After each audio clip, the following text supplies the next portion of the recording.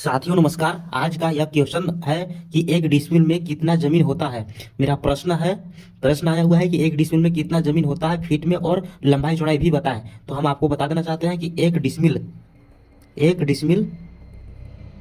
जमीन में 435.6 वर्ग फीट जमीन होता है।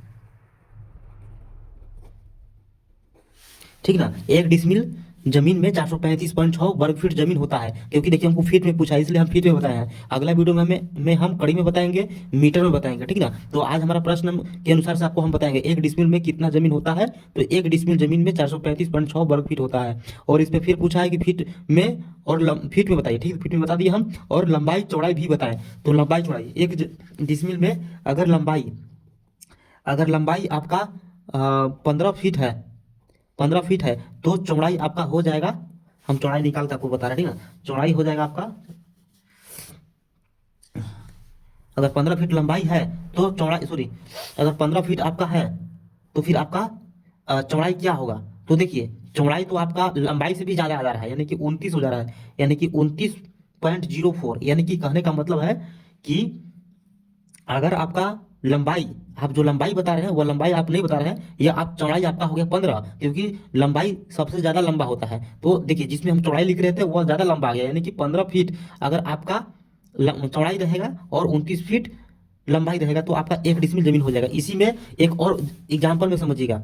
एग्जाम्पल में अगर लंबाई आपका 25 फीट, अगर 25 फीट रहेगा तो आपका चौड़ाई कितना होगा। तो अगर 25 फीट लंबाई है तो हम 25 फीट पर निकाल के आपको बता रहे हैं। अगर 25 फीट लंबाई है तो चौड़ाई आपका हो जाएगा 17.42, इतना हो जाएगा आपका चौड़ाई। ठीक ना। तो लंबाई आपका 25 फीट है तो चौड़ाई आपका इतना हो जाएगा। अगर फिर तीसरा हम एग्जाम्पल में देखते हैं। अगर हमारा 20 फीट है तो चौड़ाई कितना होगा।